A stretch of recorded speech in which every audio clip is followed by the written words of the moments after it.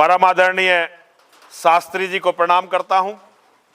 शास्त्री जी की बहुत अच्छी कथा और जो प्रसंग वो सुनाते हैं बहुत ही अच्छे प्रसंग होते हैं। उनकी वाक्पटुता को और उनके ज्ञान को नमन करता हूं। परम आदरणीय हमारे सत्यदेवानंद जी महाराज और डंगोह गांव के सभी निवासियों को और जो भी लोग इस कथा में आ रहे हैं उन सभी को बहुत बहुत प्रणाम, बहुत बहुत नमन करता हूं, बहुत बहुत आशीर्वाद देता हूं। आज की कथा के यजमान जो है उनके परिवार को बहुत बहुत आशीर्वाद। माँ और महादेव सदैव आपकी रक्षा करें, आपके परिवार की रक्षा करें। बाहर से भी जो लोग आ रहे हैं कथा में, सभी लोग माँ और महादेव के आशीर्वाद के पात्र हैं। ये बड़ा कोई शुभ अवसर होता है जब हम धार्मिक कार्यों के लिए अपने घर से निकलते हैं और धार्मिक कार्य करते हैं या धार्मिक कार्यों में भाग लेते हैं।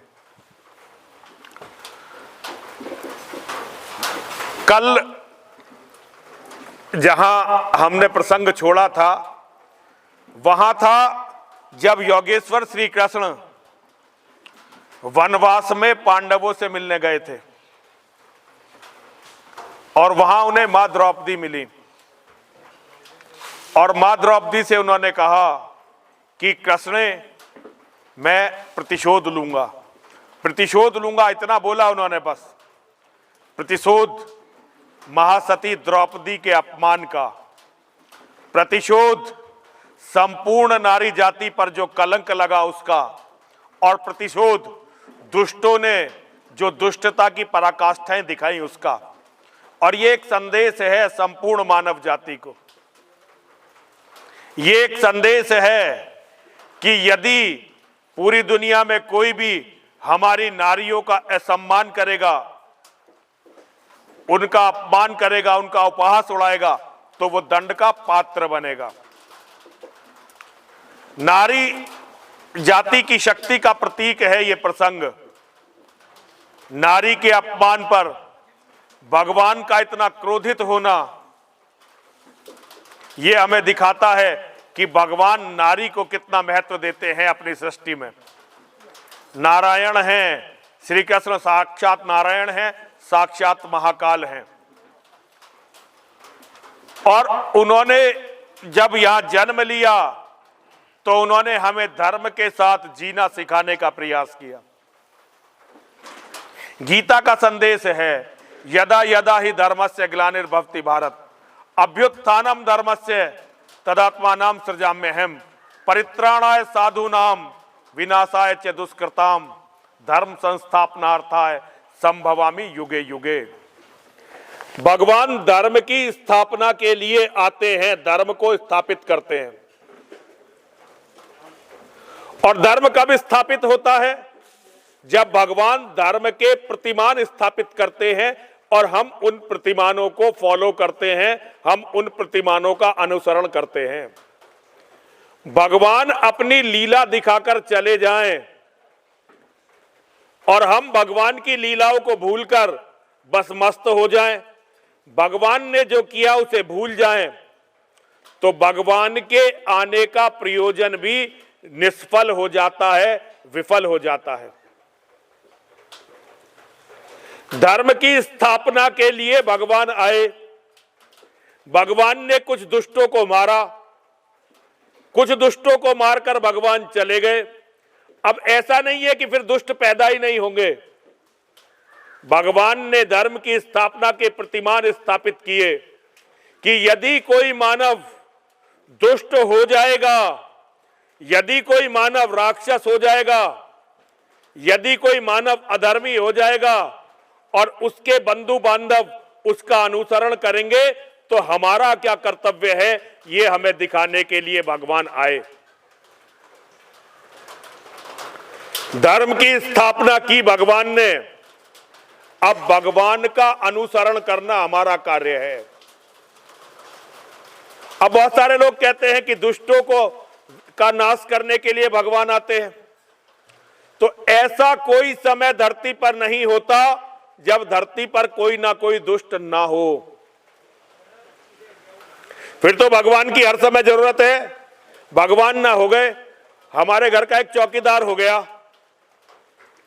कि भाई कुत्ते आएंगे और तुम लाठी से भगा देना। स्वामी जी यही तो हो गया। फिर हमने भगवान को अपना चौकीदार मान लिया। भगवान हमारे जगत गुरु हैं, भगवान सबसे पहले गुरु हैं हमारे। भगवान हमारे सृष्टा हैं, उन्होंने हमें जन्म दिया है, वो हमारा पालन करते हैं और वही हमें अपने में समाहित कर लेते हैं। भगवान का बार बार आना, भगवान का अवतार लेना, पृथ्वी पर आना, अपनी लीलाएं दिखाना केवल इस कारण है कि हम उनकी लीलाओं से ये सीख सकें कि हमें कैसा, किस समय कैसा कार्य करना है। और ये हमें मुसलमानों से सीखनी चाहिए।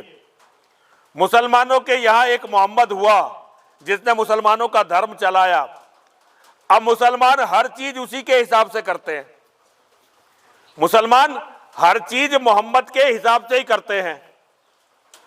जो काम मोहम्मद ने किया हमें वो उसी तरह से करना है। जैसे मोहम्मद खाता था हमें वैसे खाना है, जैसे मोहम्मद पीता था वैसे पीना है, जैसे मोहम्मद अपने परिवार में रहता था वैसे अपने परिवार में रहना है, जैसे मोहम्मद समाज में रहता था ऐसे समाज में रहना। इसीलिए आज पूरी दुनिया में उनका डंका बज रहा है। पूरी दुनिया में वो लगभग पूरी दुनिया को कब्जा करने वाले हैं। और हम क्या कर रहे हैं? हम भगवान की केवल मूर्तियां बनाते हैं, उनके सामने रोते हैं, उनके सामने गाते हैं और अपने घरों को चले जाते हैं। भगवान ने कभी भी ये नहीं कहा। भगवान ने अर्जुन से कहा सर्वधर्मान परित्यज्य मामेकम शरणम व्रज अहम त्वाम सर्व पापेभ्यो मोक्षयिष्यामि मा शुचः। सब तरह के धर्मों का परित्याग कर दे और मेरी शरण में आ जा। अब हम हिंदुओं ने शरण का क्या अर्थ लगा दिया? भगवान की शरण में आकर बैठ जाओ बस। जबकि यहां इसका अर्थ यह है मेरी शरण में आ जा, अर्थात जो तुझसे मैं कह रहा हूं बस तू वो ही कर। मेरी बात मान, मेरा अनुसरण कर, जो मैं कह रहा हूं वो कर। अगर तू मेरी बात मानेगा, मेरा अनुसरण करेगा तो तुझे सब तरह के पापों से मुक्ति दिलाकर मैं मोक्ष प्रदान करूंगा। और भगवान ने क्या कहा? भगवान को जो भी कुछ कहना था भगवान ने श्रीमद् भगवत गीता के माध्यम से हम सबको बता दिया। गीता अर्जुन के लिए नहीं थी। अर्जुन तो केवल एक माध्यम बने, गीता जैसे महाज्ञान का धरती पर अवतरण होने के लिए केवल एक निमित्त मात्र बने। और गीता में भगवान ने जो प्रवचन दिया वो किसी को पता हो या ना हो, लेकिन अर्जुन को वो सब पता था। अर्जुन को तो केवल माध्यम बनाया गया ताकि मानव को उसका धर्म, उसका कर्तव्य और उसके करणीय कर्मों को समझाया जा सके।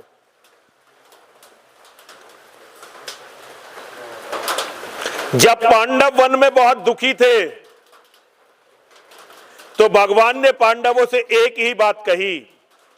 उन्होंने अर्जुन को और भीम को बुलाया। उन्होंने अर्जुन और भीम से कहा, हे अर्जुन, अब अपनी संपूर्ण ताकत इन 13 वर्षों में तुम तप में लगा दो और तप करके तुम्हें ज्यादा से ज्यादा युद्ध विद्या सीखनी है और ज्यादा से ज्यादा अस्त्र और शस्त्र प्राप्त करने हैं। महाराज, युद्ध विद्या सीखनी है और अस्त्र शस्त्र प्राप्त करने हैं। और उन्होंने भीम से कहा कि भीम, एक भी दिन ऐसा नहीं होना चाहिए इन 13 वर्षों का जिस दिन तुम युद्ध का अभ्यास ना करो। भगवान ये जानते थे कि कौरवों पांडवों का युद्ध एक दिन जरूर होना है, इस युद्ध को टाला नहीं जा सकता। भगवान ने पांडवों से कहा, अब 13 वर्ष का राज पाकर ये कौरव अपने आमोद प्रमोद में लग जाएंगे और वो ये भूल जाएंगे कि सामने दुश्मन भी खड़ा है।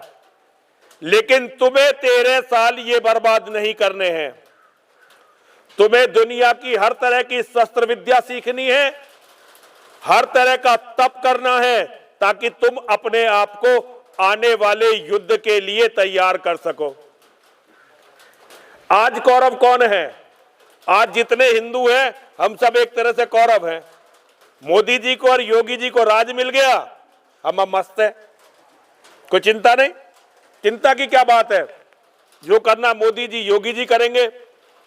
और एक तरफ हमारे दुश्मन हैं, उन्होंने अपनी पूरी ताकत बढ़ाने में और अपने आप को मजबूत करने में लगा रखी है।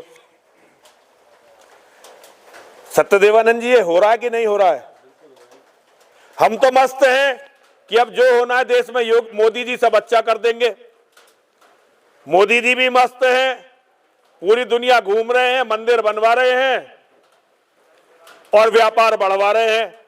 दूसरी तरफ जो लोग हमें समाप्त करना चाहते हैं, वो पूरी युद्ध की तैयारी में लगे हुए हैं। तो महाराज, अब जीत किसकी होनी है इस हिसाब से? है जी, जो तैयारी कर उन्हीं की जीत होगी ना। और जो मजे ले रहे हैं उनका, जो केवल पैसा कमाने में लग गए, दुनिया घूमने में लग गए, मजे लेने में लग गए, उनकी जीत नहीं होती। हमने योगेश्वर के अवतार का जो अपमान किया है, योगेश्वर ने जो हमें समझाना चाहा, हमने समझा ही नहीं। हमने हर कार्य योगेश्वर के बताए हुए कार्यों के विपरीत किया। हर कार्य स्वामी जी जो भगवान हमें बता कर गए, हमने उसके बिल्कुल विपरीत किया। भगवान ने कहा अर्जुन से, भगवान ने कहा भीम से, भगवान ने कहा नकुल से, भगवान ने कहा सहदेव से, इस 13 वर्ष के वनवास को तो आप अपने लिए एक तरह से स्वर्णिम अवसर मानिए। अब आप 13 वर्ष तक तप करिए, अपने आप को इतना मजबूत बना लीजिए कि कल के महायुद्ध में आपको कोई पराजित ना कर सके।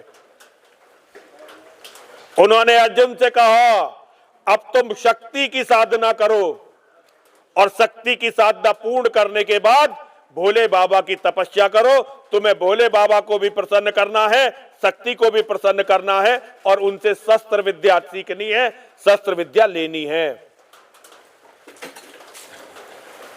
मां की तपस्या करवाई,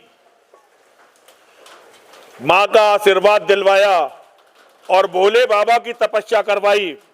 भोले बाबा खुद प्रकट हुए और भोले बाबा ने अर्जुन को अपने शस्त्र दिए, पाशुपतास्त्र, जो दुनिया का सबसे भयंकर शस्त्र था, वो अर्जुन को प्रदान किया। भीम ने 13 साल, कोई भी दिन ऐसा नहीं हुआ जिन इन 13 सालों में जिस दिन भीम ने युद्ध का अभ्यास ना किया हो, क्योंकि पांडव भगवान की मानते थे। पांडव इसलिए विजयी हुए क्योंकि पांडव भगवान की मानते थे। भगवान को तो उस समय पितामह भीष्म भी बहुत मानते थे, आचार्य द्रोण भी बहुत मानते थे, कर्ण भी बहुत मानता था, लेकिन इन्हें विजय नहीं मिली। विजय क्यों नहीं मिली? क्योंकि ये केवल भगवान को मानते थे, भगवान की बात नहीं मानते थे। योगेश्वर ने कहा था पितामह भीष्म से कि हे पितामह, आप तो कुरुकुल के संरक्षक हैं, ये अन्याय मत होने दीजिए। लेकिन पितामह भीष्म ने अपनी मजबूरी बता दी, भाई मैं बहुत मजबूर हूं, मैं हस्तिनापुर के राज सिंहासन से बंधा हुआ हूं।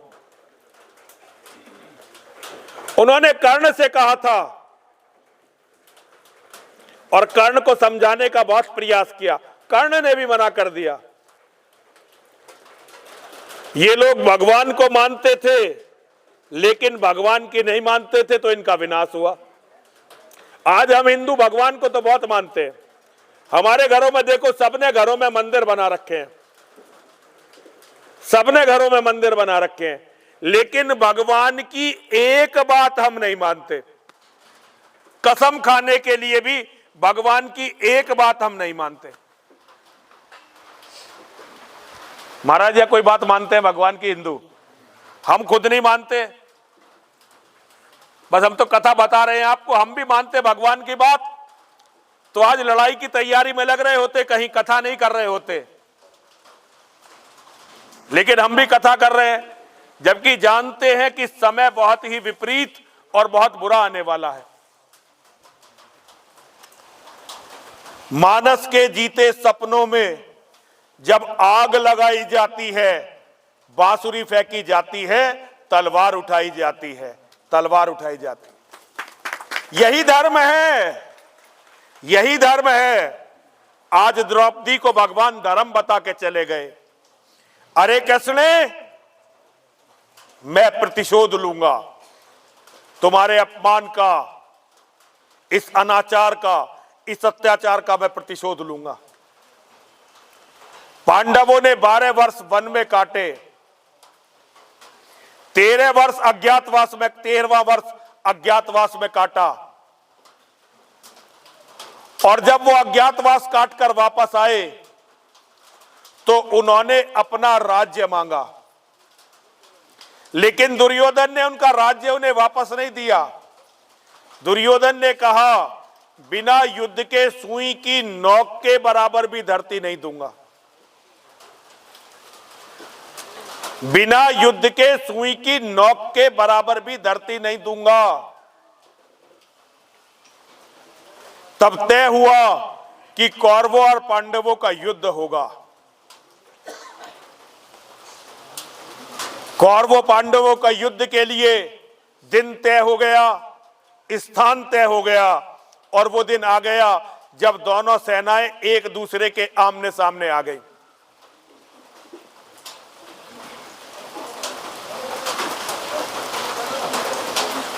पांडवों की 7 अक्षौहिणी सेना, कौरवों की 11 अक्षौहिणी सेना आमने सामने आकर खड़ी हो गई।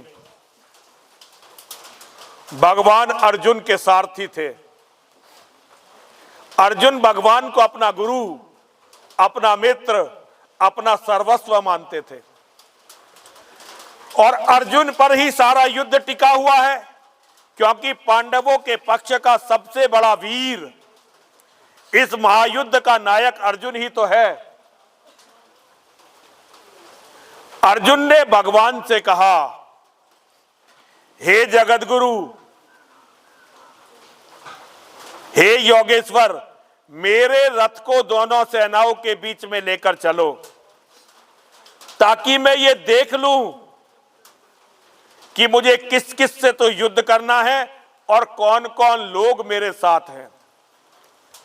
भगवान ने कहा, ठीक है अर्जुन, जैसे तेरी इच्छा। और भगवान अर्जुन के रथ को दोनों सेनाओं के बीच में लेकर खड़े हो गए। अब सामने कौरवों की सेना है और पीछे पांडवों की सेना है, बीच में अर्जुन का रथ खड़ा हुआ है। अब अर्जुन सामने देखते हैं, सामने उन्हें एक वृद्ध व्यक्ति दिखाई देता है, अति वृद्ध व्यक्ति, जिसने श्वेत वस्त्र पहन रखे हैं, धवल श्वेत वस्त्र। उसके केस भी बिल्कुल श्वेत हैं, दाढ़ी भी बिल्कुल श्वेत है, दाढ़ी बड़ी लंबी है, फहरा रही है दाढ़ी, हाथों में बड़े भयानक अस्त्र शस्त्र हैं। अर्जुन पहचान जाता है, अरे ये तो मेरे दादा भीष्म हैं। आज अर्जुन ने जब दादा भीष्म को युद्ध के लिए तैयार देखा,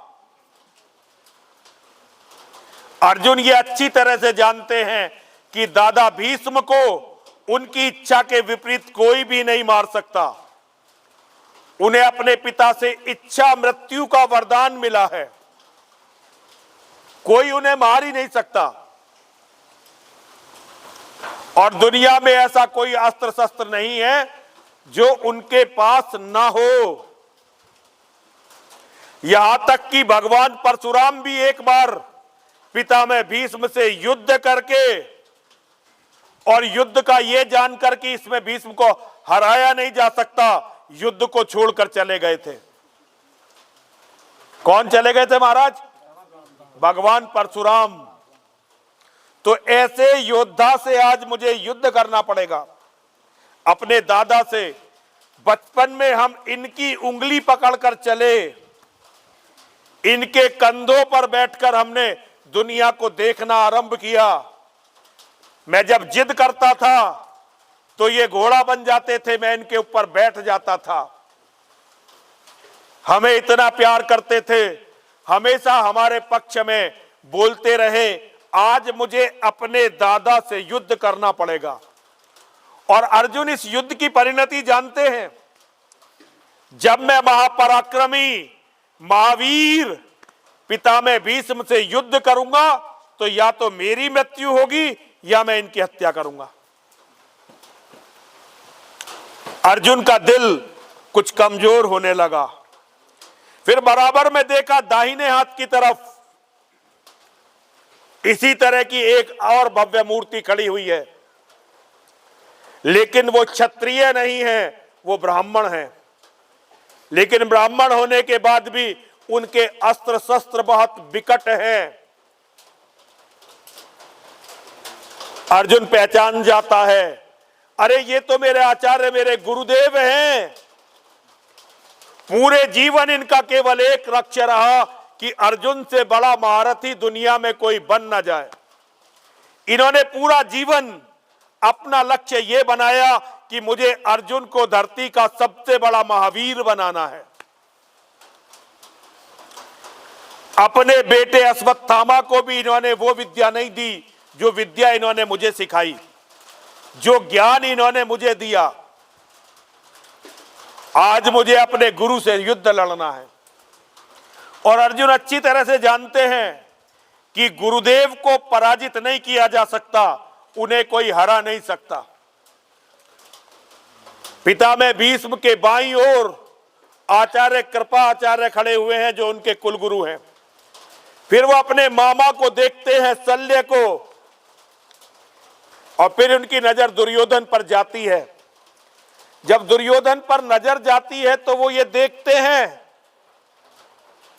कि अरे आज ध्यान आता है कि दुर्योधन चाहे कितना ही दुष्ट क्यों ना हो, ये चाहे आताताई क्यों ना हो, लेकिन है तो ये हमारे सगे ताऊ का बेटा। आज मैं युद्ध में इसके सामने हूं। अब या तो मुझे इसे मारना पड़ेगा या ये मुझे मारेगा। अब किसी ना किसी को तो मारना ही पड़ेगा। ये तो बड़ा अनर्थ होगा। फिर अर्जुन अपने और चाचा ताऊओं के बेटों को देखते हैं, अपने जीजाओं को देखते हैं, अपने भतीजों को देखते हैं, और अर्जुन का दिल बैठ जाता है। अर्जुन एकदम क्लांत हो जाते हैं। अर्जुन कहते हैं, हे योगेश्वर, मैं इनसे कैसे युद्ध करूं? ये तो मेरे अपने गुरु हैं, मेरे अपने दादा हैं, मेरे अपने कुलगुरु हैं, मेरे अपने मामा हैं, मेरे अपने भाई हैं, मेरे अपने जीजा हैं, मेरे अपने भतीजे हैं। मैं इनसे कैसे युद्ध करूं? वस्तुतः जितना भी राजाओं का समाज था, उनमें सभी की अर्जुन से कुछ ना कुछ रिश्तेदारी जरूर थी। महाराज जी, किसी की कुछ पास से, किसी की कुछ दूर से, थे सारे रिश्तेदार। आज अपने रिश्तेदारों से युद्ध करना है। ये तो मेरे दादा हैं, ये मेरे गुरु हैं, ये मेरे कुलगुरु हैं, ये मेरे मामा हैं, ये मेरे बहनोई हैं, मेरे जीजा हैं, ये मेरे भाई हैं, ये मेरे भतीजे हैं, ये सारे मेरे संबंधी हैं। मैं इनसे युद्ध नहीं करूंगा। और अर्जुन अपने गांडीव को छोड़कर बैठ जाते हैं रथ पर। अब देखिए कितनी बड़ी बात है। भगवान ने अर्जुन को तैयार किया था युद्ध के लिए। अर्जुन इस पूरे युद्ध के महानायक हैं। जब अर्जुन ये कहकर अपने हथियारों को छोड़ देते हैं कि मैं युद्ध नहीं करूंगा,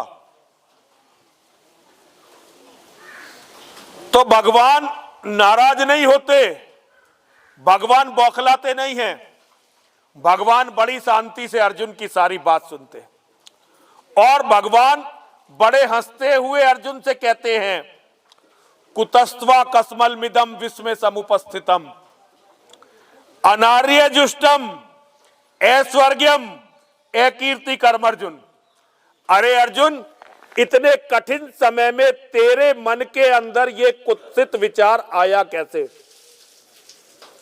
कुत्सित अर्थात गंदा, घृणित, तेरे मन के अंदर इतने कठिन समय में ये कुत्सित विचार आया कैसे? कौन सा विचार? युद्ध ना करने का विचार, युद्ध को छोड़कर चले जाने का विचार।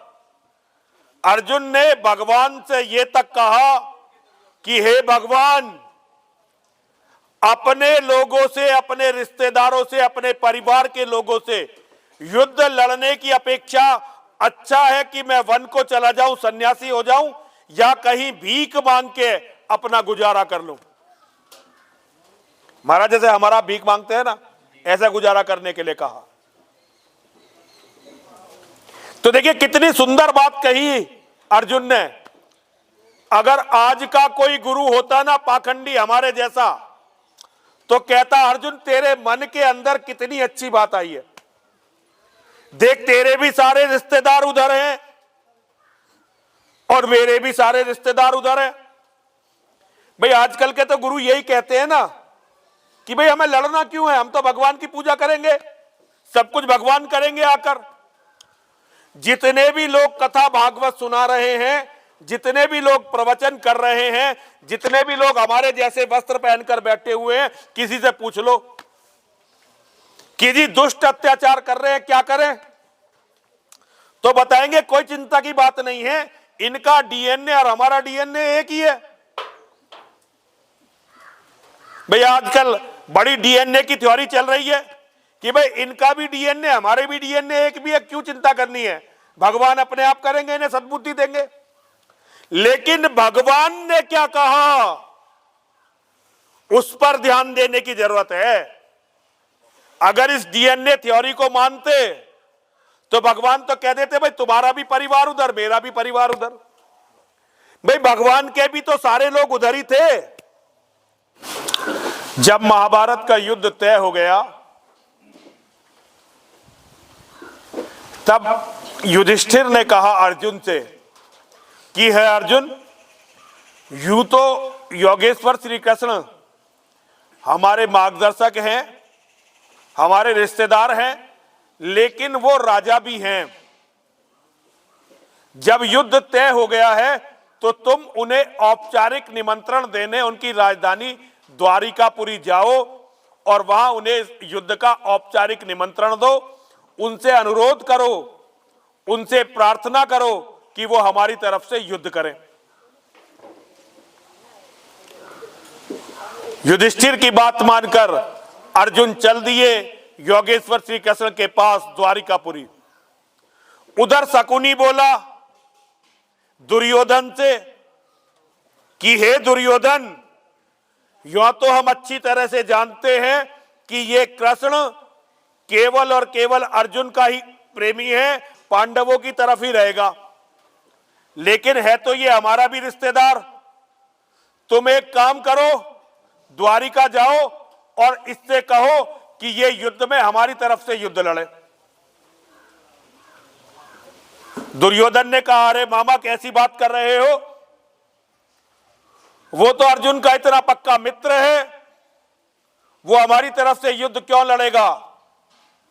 लेकिन शकुनी ने कहा कि कूटनीति कहती है कि दुश्मन के हर मित्र को तोड़ने का प्रयास किया जाना चाहिए, और पांडवों का सबसे बड़ा मित्र, सबसे बड़ा हितैषी इस समय अगर कोई है तो ये कृष्ण है। ये उस कृष्ण की बात हो रही है जिसे अपनी राज्यसभा में बंदी बनाने का प्रयास किया था दुर्योधन ने, लेकिन जब समय आया तो कूटनीति चलनी पड़ी और शकुनी के कहने पर दुर्योधन चल दिया योगेश्वर श्री कृष्ण को अपनी तरफ से युद्ध के लिए निमंत्रित करने। अब ऐसा संयोग हुआ कि अर्जुन और दुर्योधन एक ही समय द्वारिकापुरी पहुंचे, और जब ये दोनों द्वारिका पहुंचे तो उस समय भगवान सो रहे थे। अब ये दोनों क्योंकि भगवान के रिश्तेदार थे तो ये भगवान के शयन कक्ष तक, बेडरूम तक चले गए। अर्जुन तो भगवान के भक्त थे, अर्जुन तो भगवान के अनुयायी थे, तो अर्जुन सोते हुए भगवान के चरणों में जाकर बैठे। और दुर्योधन के अहंकार ने दुर्योधन को भगवान के सिराने जाकर बैठा दिया। दुर्योधन जाकर बैठ गया सिराने और अर्जुन जाकर बैठ गए भगवान के पैरों में। कुछ देर तक बैठे रहे, फिर अचानक भगवान की नींद खुली।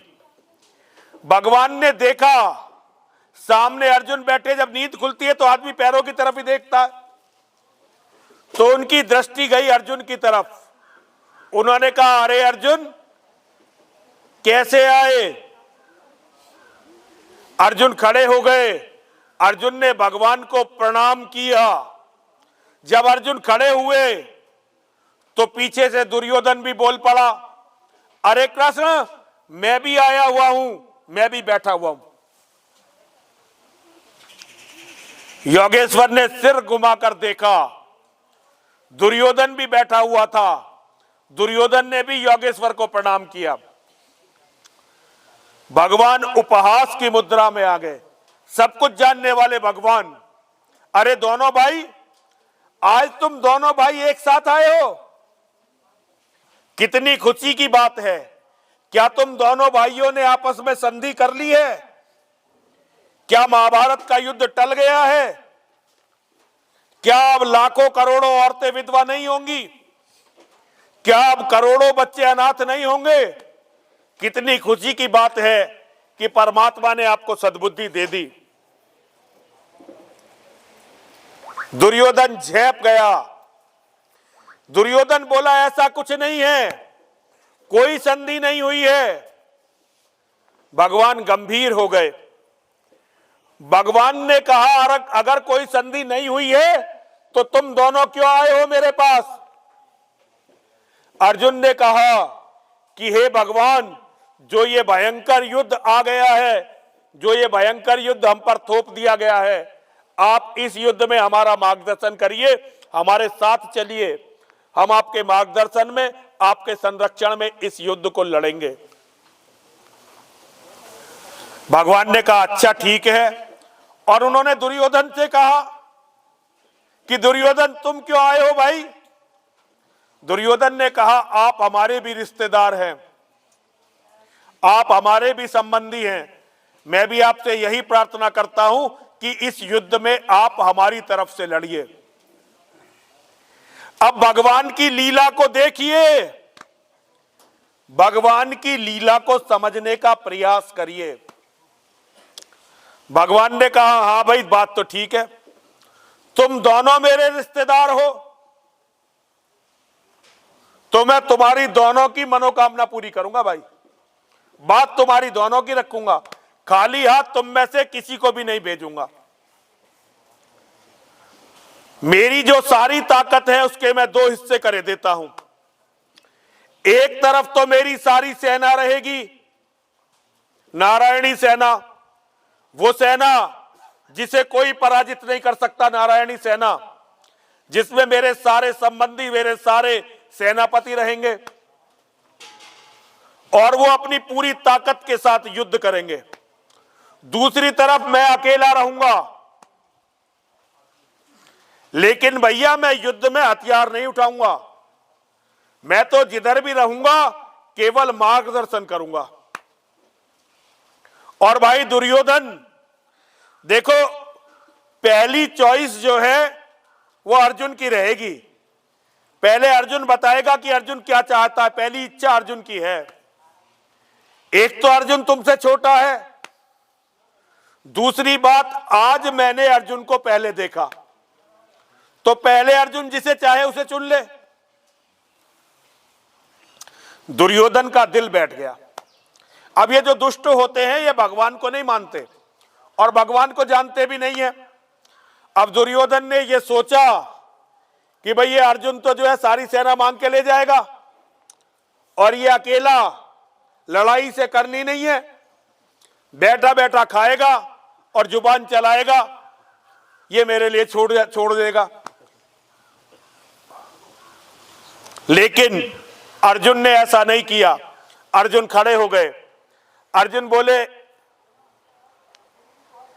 हे योगेश्वर, हे जगत गुरु, हे पनवेश्वर, हे जगत के पालनहार, हे हमारे मार्गदर्शक, आप हमारे साथ चलिए। हमें आपके शस्त्र उठाने की आवश्यकता नहीं है, आप तो बस हमारा मार्गदर्शन करिए। आप तो हमें बताइए क्या करना है, हम इस पूरे युद्ध को अपने बाहुबल से लड़ेंगे। दुर्योधन खुश हो गया। दुर्योधन बोला, चाहता तो मैं भी यही था कि कृष्ण तुम मेरे साथ चलते, लेकिन अब मेरा छोटा भाई अर्जुन है, उसने जो बंटवारा कर दिया, ठीक है तुम इसके साथ चले जाओ, अपनी सारी सेना मुझे दे दो। अब अर्जुन योगेश्वर को लेकर आ गए और दुर्योधन भगवान की सारी सेना को लेकर आ गए। अब आप भगवान की लीला को समझने का प्रयास करिए। जब भगवान अवतार लेकर इस धरती पर थे तो जो व्यक्ति उन्हें सबसे ज्यादा प्रिय था, अर्जुन से ज्यादा प्रिय तो कोई नहीं था शास्त्री जी।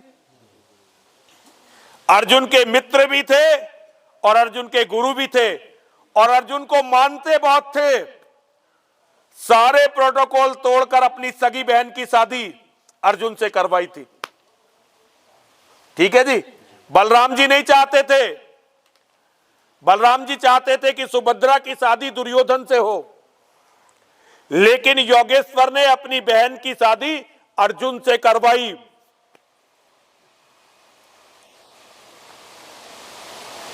लेकिन आज अर्जुन को कह दिया, अर्जुन अपने हिस्से का युद्ध तुम्हें लड़ना है, मैं तुम्हारी लड़ाई नहीं लड़ूंगा। लड़ाई तो अपने हिस्से की तुम्हें खुद ही लड़नी पड़ेगी, हथियार उठाकर। अगर तुम लड़ोगे तो मैं तुम्हारा मार्गदर्शन भी करूंगा, तुम्हें आशीर्वाद भी दूंगा, और अगर नहीं लड़ोगे तो भाई मैं कुछ नहीं करूंगा। और भगवान ने एक बात और कह दी, मांगने वाले अच्छे हो या बुरे हो, अगर उन्होंने मेरे सामने हाथ फैलाया है तो मैं उनकी इच्छा जरूर पूरी करूंगा। तो भगवान केवल हमारे नहीं हैं, भगवान जितने हमारे हैं उतने ही हमारे दुश्मनों के भी हैं। ये बात हमेशा याद रखिए। वो चाहे हमारे भगवान को ना पूजते हो, वो चाहे हमारे भगवान को ना मानते हो, लेकिन हमारे योगेश्वर ने तो ये गीता में हमें बता रखा है कि तुम किसी भी रास्ते पूजा करो, वो पूजा अंतवो गत्वा होती मेरी ही है।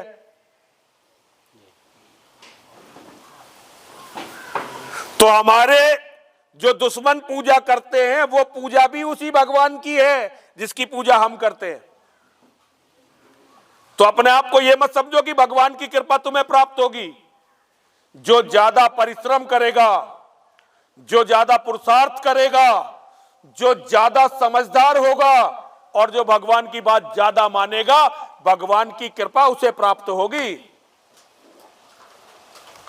और अपने दिमाग से निकाल लेना कि भगवान तुम्हारे लिए कभी लड़ने आएंगे, तुम्हें बचाने के लिए आएंगे। भगवान आपके लिए लड़ने नहीं आएंगे, भगवान आपको बचाने के लिए नहीं आएंगे। भगवान ने तो अभिमन्यु को भी नहीं बचाया था। सगा भांजा था, 17 साल का युवक, चाहते तो बचा सकते थे लेकिन बचाया नहीं, क्योंकि वो जानते थे कि धर्म के युद्ध बलिदान से लड़े जाते हैं। जब धर्म का युद्ध होता है तो बलिदान सभी को देना पड़ता है, और ये सिखाया उन्होंने अवतार लेकर। हम नहीं मानना चाहते, ये हमारी मर्जी है भाई, मत मानो, लेकिन योगेश्वर ने तो अवतार लेकर सिखाया है ये बातें। तो आज जब अर्जुन ये कह रहा है कि सामने मेरे रिश्तेदार हैं, तो भगवान के भी तो सारे रिश्तेदार सामने ही हैं, क्योंकि भगवान की पूरी एक अक्षोहिणी सेना सामने खड़ी हुई है। अगर आज का कोई मेरे जैसा पाखंडी होता, सारे पाखंडी हम यही तो कर रहे हैं, हम क्या कह रहे हैं, अरे छोड़ो लड़ाई की बातें, उनका डीएनए भी एक है, हमारा डीएनए भी एक है, थोड़े दिनों पहले सब हिंदू ही थे, तो वो कुछ भी कर रहे हैं, छोड़ो, है तो हमारे भाई। महाराज यही हो रहा नहीं हो रहा? तो ये भगवान की नीति के साथ है या भगवान की नीति के विरुद्ध है? आप बताइए। नीति विरुद्ध है महाराज, नीति विरुद्ध है। अगर अपना सगा भाई भी दुष्टों में है, अगर अपना सगा भाई भी अधर्मी हो गया, अगर अपना सगा भाई भी हमारे घर की औरतों का मजाक उड़ा रहा है, उसे नंगा करने का प्रयास कर रहा है, तो उसका भी वध होगा।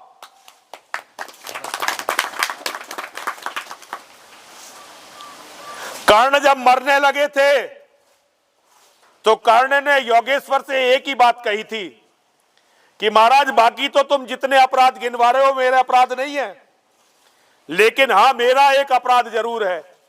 जब मेरे छोटे भाइयों की पत्नी का अपमान किया जा रहा था, जब कर्ण को पता नहीं थी इस बात का कि पांडव मेरे भाई है, तब कर्ण को पता नहीं था।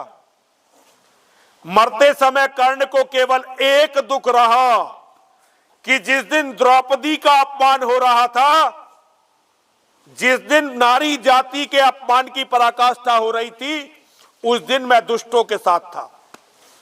और यह दुख उन्होंने योगेश्वर के सामने प्रकट किया। यह गलती है पूरे जीवन में, इसके अलावा अपनी कोई गलती नहीं मानता, यह कर्ण ने बताया था। तो आज योगेश्वर को तो कहना चाहिए था, अरे अर्जुन तेरे मन के अंदर कितना अच्छा विचार आया है, देख तेरे भी सारे लोग वहां हैं, मेरे भी सारे लोग वहां हैं, हमें झगड़ा करना क्यों है?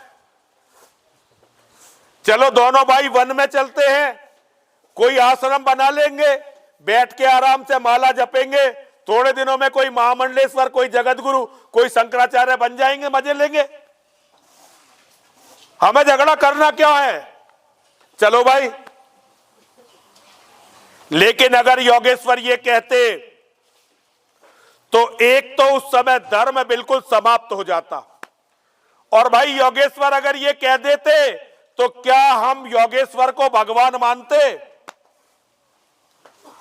अगर पाप के सामने, अधर्म के सामने, अत्याचार के सामने, अन्याय के सामने दयनीय समर्पण कर कर अर्जुन और योगेश्वर पलायन कर जाते, वन में बैठकर फिर तपस्या करने लगते, चाहे वो लाखों साल तपस्या करते, हम उन्हें कभी भी भगवान नहीं मानते। एक बात बताइए, मेरी मां जगतजननी जगदंबा सीता का अपहरण हो गया, लंका का महाबलशाली राजा रावण मेरी मां को हर के ले गया।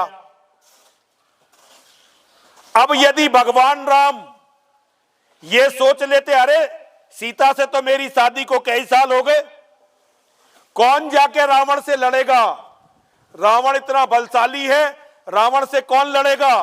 मैं यहां से अयोध्या जी जाता हूं, अयोध्या जी में मेरा छोटा भाई भरत मेरा इंतजार कर रहा है, मैं वहां जाऊंगा,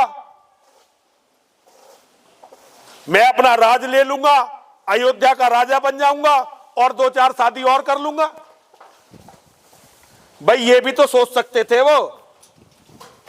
लेकिन अगर भगवान राम ये सोच लेते और अपनी अर्धांगिनी, अपने सम्मान, अपने खानदान के गौरव मेरी मां को छोड़कर चले जाते, तो सारी दुनिया फिर राम पर थूकती, कोई भी राम को भगवान नहीं मानता। राम भगवान कब बने? जब राम ने यह संकल्प लिया, 1 लाख पूत 1.25 लाख नाती, रावण के घर दिया न बाती। अरे रावण, तू कितना ही बलशाली क्यों ना हो, तू कितना ही ऐश्वर्यशाली क्यों ना हो, क्या हुआ भैया? अच्छा, तू कितना ही बड़ा क्यों ना हो, तेरी सैन्य शक्ति कितनी ही विशाल क्यों ना हो, लेकिन यदि तू मेरी पत्नी से क्षमा नहीं मांगेगा, उसके अपमान का प्रायश्चित नहीं करेगा, तो तुझे जीवित नहीं छोड़ूंगा। हम भगवान राम को ऐसे ही नहीं भगवान नहीं मानते। उन्होंने जो दुष्टों का हनन किया, दुष्टों का दलन किया और राक्षसों का विनाश किया, तब हम उन्हें भगवान मानते हैं। भगवान के गुरु विश्वामित्र, एक तो उनके कुलगुरु है वशिष्ठ और एक उनके गुरु है विश्वामित्र। विश्वामित्र जी राजा दशरथ से उनके बेटों को मांगकर ले गए, और बेटों को मांगकर कहां लेकर गए? जहां राक्षस उत्पात करते थे, जहां राक्षस ऋषि मुनियों को खा खाकर उनकी हड्डियों का पहाड़ लगा देते थे। अब भगवान को लेकर गए वो दुष्टों को मारने के लिए, और भगवान जंगल में जाकर विश्वामित्र जी से कहते, अरे विश्वामित्र जी कैसी बात कर रहे हो, ये भी मानव है, हम भी मानव है, कोई बात नहीं, ये अपने कर्मों से राक्षस हो गए तो क्या हुआ? अगर इनको काट कर देखो खून तो लाल ही निकलेगा ना। क्यों स्वामी जी? खून तो राक्षस का भी लाल ही निकलेगा ना, जैसे आजकल बताते हैं कि काटोगे तो खून तो लाल ही निकलना है, तो खून तो राक्षसों का भी लाल है। भगवान विश्वामित्र जी को यह भी तो प्रवचन दे सकते थे, अरे महाराज महर्षि होकर ब्रह्म ऋषि होकर कैसी बात कर रहे हो, किसी भी राक्षस को काट कर देख लो और अपना काट कर देख लो, खून उसका भी लाल निकलना, हमारा भी लाल निकलना। तो हम में और इसमें अंतर क्या है? हम क्यों लड़े, क्यों व्यर्थ में खून खराबा करें? जो मरता है ये उसके अपने कर्म है, मरने तो चलते हैं। लेकिन भगवान ने ये नहीं कहा। भगवान ने जब राक्षसों के अत्याचार देखे, भगवान ने जब राक्षसों के अनर्थ को देखा, तो भगवान ने अपनी दोनों भुजाएं उठाई और भगवान ने प्रण लिया, निश्चरहीन करहु मही, भुज उठाए पनकीन, सकल मुनिन के आश्रम जाए जाए सुख दीन। जब ऋषि मुनियों पर अत्याचार देखे, जब सज्जनों पर होने वाला अनाचार देखा, जब हड्डियों के ऋषि मुनियों की हड्डियों के ढेर देखे, तो भगवान ने अपनी दोनों भुजाएं उठाई और ये प्रण किया कि पूरी पृथ्वी को निशाचरों से विहीन कर दूंगा। और जहां जहां भी ऋषि मुनियों के आश्रम थे, सारे ऋषि मुनियों के आश्रम पर गए और वहां जितने भी राक्षस उन्हें परेशान करते थे, सभी राक्षसों की हत्याएं की। ऐसा ही किया शास्त्री जी? नहीं किया। ये धर्म है, यही सनातन धर्म है, यही वो धर्म है जो हमें वेद सिखाता है। हमारे बाबा परशुराम जी के पिता का अपमान हुआ। बाबा परशुराम जी अपने पिताजी से कह देते, पिताजी ने तो कहा भी नहीं था लड़ो मत। अगर वो सहस्त्रबाहु अर्जुन से ना लड़ते तो आज हम उन्हें क्यों अवतार मानते? लेकिन उन्होंने अन्यायी और अत्याचारियों का मुकाबला किया और अन्यायी और अत्याचारियों को मिटा दिया, तब हम उन्हें भगवान मानते हैं। यह हमें समझना पड़ेगा कि जो अन्याय और अत्याचार से नहीं लड़ता वो ईश्वरीय कार्य नहीं करता। ईश्वरीय कार्य है कि हम हमेशा अन्याय और अत्याचार का विरोध करें, हम हमेशा अन्याय और अत्याचार से लड़ने के लिए खड़े हो जाएं। केवल अच्छे कार्य करना, केवल सज्जन बने रहना जरूरी नहीं है। यथासंभव यथाशक्ति अपनों के लिए लड़ना और अपनों की रक्षा करना, यह बहुत जरूरी होता है। अगर हम अपनों के लिए लड़े ही नहीं, हमने अपनों की रक्षा करी नहीं, तो फिर कोई ईश्वरीय अंश हमारे अंदर नहीं है। आपको भगवान की लीला समझाता हूं। ये तो मानवों की बात हो रही है, भगवान मानव के रूप में है। अब मैं आपको सीधे महादेव की बात बताता हूं। जब भगवान राम अपनी लीला कर रहे थे, मेरी मां के अपहरण के बाद भगवान राम वनों में घूम रहे थे, पेड़ों से, पौधों से, जानवरों से, पक्षियों से पूछ रहे थे कि अरे तुमने मेरी सीता को देखा है? अरे तुमने मेरी प्रिया को देखा है? अरे मुझे बता दो मेरी सीता कहां है? तो कैलाश पर बैठे हुए भोलेनाथ उनकी लीला को देखकर उन्हें प्रणाम कर रहे थे और भाव विभोर हो रहे थे। मां सती के रूप में थी। मां ने भोलेनाथ से पूछा, अरे भोलेनाथ किसे प्रणाम कर रहे हो? भोलेनाथ ने दिखाया, देखो वो मेरे प्रभु हैं, वो मेरे भगवान हैं, वही मेरे सब कुछ है, मैं उन्हें प्रणाम कर रहा हूं। देखिए एक बात समझिए, दुनिया में भगवान विष्णु का सबसे बड़ा भक्त यदि कोई है तो वो महादेव शिव है। दुनिया के सबसे बड़े वैष्णव अगर कोई है तो महादेव शिव है। और दुनिया में शिव का कोई सबसे बड़ा भक्त है तो वो भगवान विष्णु है। दुनिया का सबसे बड़ा अगर कोई शैव है तो वो भगवान विष्णु है। तो आज जब श्री हरि अपनी लीला दिखा रहे हैं तो भगवान भाव विभोर होकर उन्हें प्रणाम कर रहे हैं। मां ने पूछा, अरे भोलेनाथ क्यों इतने प्रसन्न हो रहे हो, किसे प्रणाम कर रहे हो? भोलेनाथ ने दिखाया, देखो मेरे प्रभु अपनी लीला कर रहे हैं, कितनी पवित्र लीला है,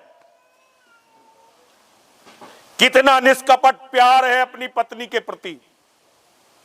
मां ने देखा दो वनवासी हैं और पागलों की तरह घूम रहे हैं, पेड़ों से पूछ रहे हैं, पक्षियों से पूछ रहे हैं। अरे अगर ये भगवान है तो इन्हें तो पता होगा, इन्हें पेड़ों पक्षियों से पूछने की जरूरत क्या है? मां के मन के अंदर शंका आई और मां ने कहा, भोलेनाथ आप भी पता नहीं क्या कहने लगते हो। भोलेनाथ ने कहा कि हे सती शंका मत करो, यही मेरे प्रभु हैं। मां के मन में आया परीक्षा लेकर आती हूं। भाई भोलेनाथ झूठ तो बोल नहीं रहे होंगे, लेकिन चलो परीक्षा लेकर आती हूं। और माता सती ने माता सीता का रूप बनाया।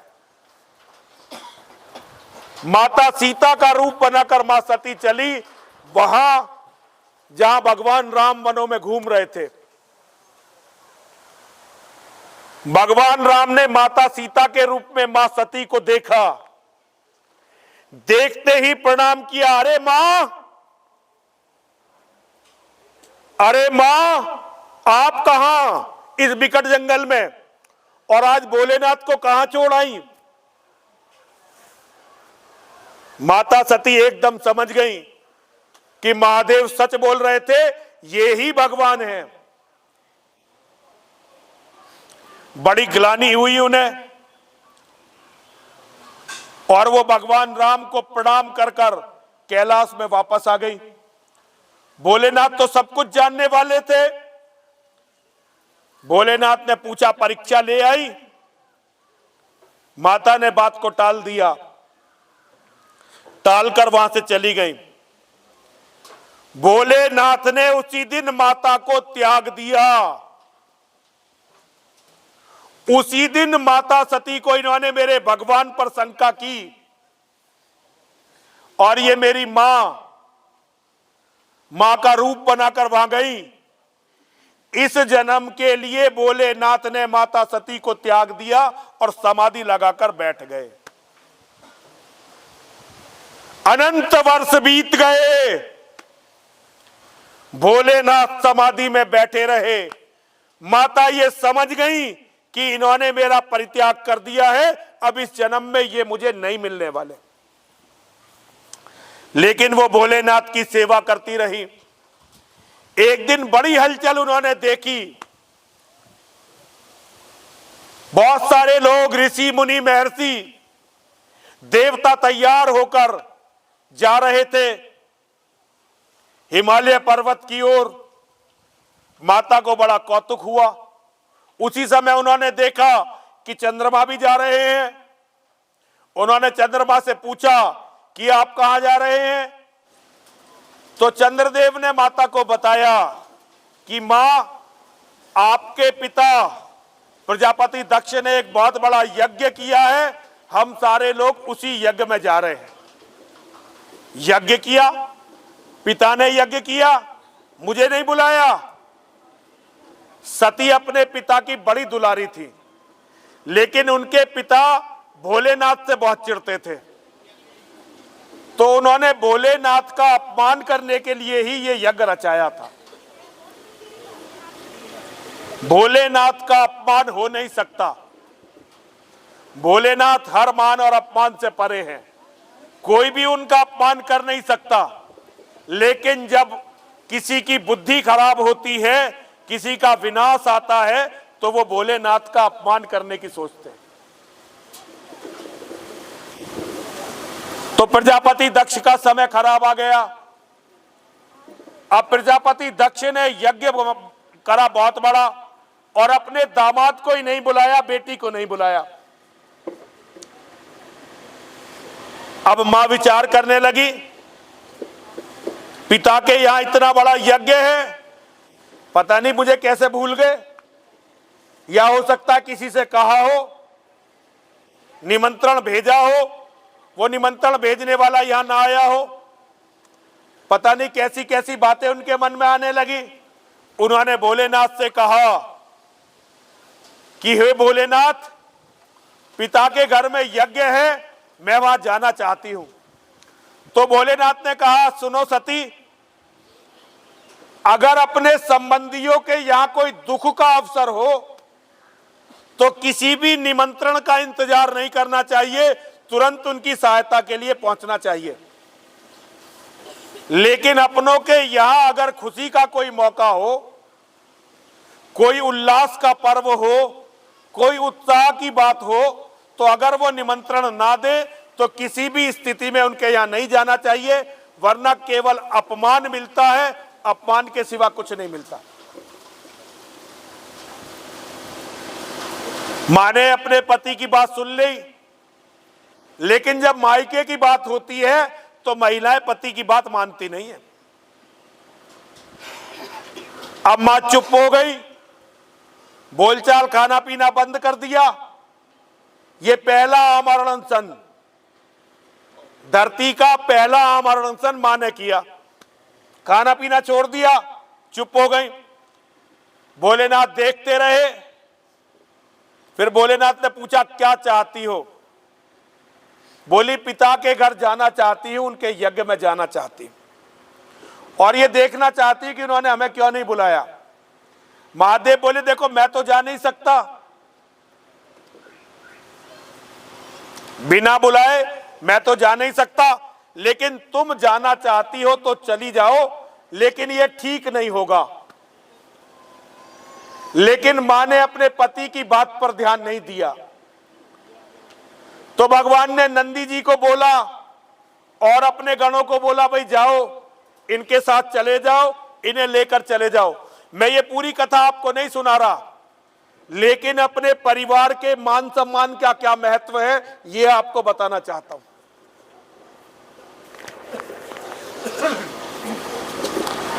अब मां नंदी जी को और भोले बाबा की गणों की फौज को लेकर चल दी अपने पिता के घर। अपने पिता के घर जब पहुंची तो उन्होंने देखा कि बहुत ही दिव्य तैयारियां हैं। सारे देवता आए हुए हैं, ब्रह्मा जी आए हुए हैं, विष्णु जी आए हुए हैं। जब वो वहां पहुंची तो उनके पिता के घर किसी ने उनका सम्मान ज्यादा नहीं किया, पिता ने भी उनका कोई मान नहीं किया। तो उन्हें अपने पति की बात याद आई, और जब उन्हें अपने पति की बात याद आई तो उन्हें अपने पति का सम्मान भी याद आया। और मां ने कहा कि आप सबने मेरे पति का, महादेव का अपमान किया कैसे? आपने मेरे पति को यज्ञ में क्यों नहीं बुलाया? आपने उनका अपमान क्यों किया? उनके पिता ने उन्हें डांट दिया और उनके पति के बारे में, महादेव के बारे में बुरे वचन बोले। अब मां को बड़ी गिलानी हुई। ये तो मेरे पति का अपमान कर रहे हैं सारे लोग, और इन्होंने ये यज्ञ मेरे पति के अपमान के लिए ही आयोजित किया है।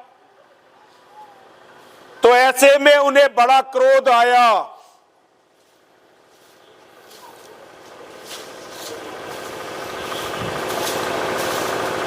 और उन्होंने अपने प्रायश्चित करते हुए, अपने पति की बात न मानने का प्रायश्चित करते हुए अपने आप को यज्ञ को समर्पित कर दिया और वो यज्ञ के हवन कुंड में कूद गई।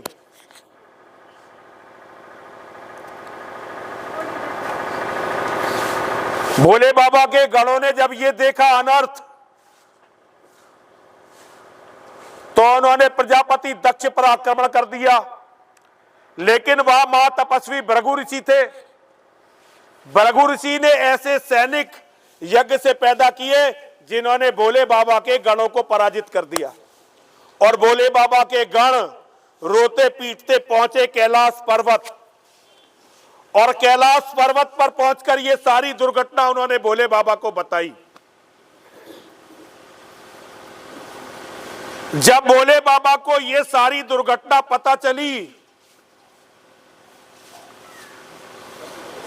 तो उनके क्रोध का पारावार नहीं रहा। मेरी पत्नी के साथ इतनी बड़ी दुर्घटना, उसका इतना बड़ा अपमान, और मेरी पत्नी मार दी गई। उन्होंने वीरभद्र और महाकाली को प्रकट किया। और जो बात समझने की है वो बात आपको समझाना जो मैं चाहता हूं, जरा उस पर ध्यान दीजिए। शास्त्री जी, उन्होंने वीरभद्र से कहा, अभी जाओ और दुष्ट दक्ष प्रजापति का वध कर दो। और दक्ष प्रजापति को बचाने के लिए यदि ब्रह्मा, विष्णु और इंद्र भी आए तो उन्हें भी जीवित मत छोड़ना। कौन आए? ब्रह्मा, विष्णु और इंद्र भी आए तो उन्हें भी जीवित मत छोड़ना, उन्हें भी मार देना। जिस विष्णु भगवान के अपमान के, जरा से अपमान के लिए मां को त्याग दिया, जरा सी बात पर तो त्याग दिया मां को, भगवान का अपमान किया, मां को त्याग दिया। लेकिन जब मां का बलिदान हो गया, मां का इतना अपमान हो गया तो भूल गए भगवान को भी। अब अपनी पत्नी के सम्मान के लिए, उसके प्रतिशोध के लिए आदेश दे दिया। ये पति का धर्म है, ये अपने परिवार के मुखिया का धर्म है। इसीलिए हर जगह शिव परिवार की पूजा होती है, क्योंकि परिवार के लिए भोलेनाथ से ज्यादा समर्पित कोई नहीं।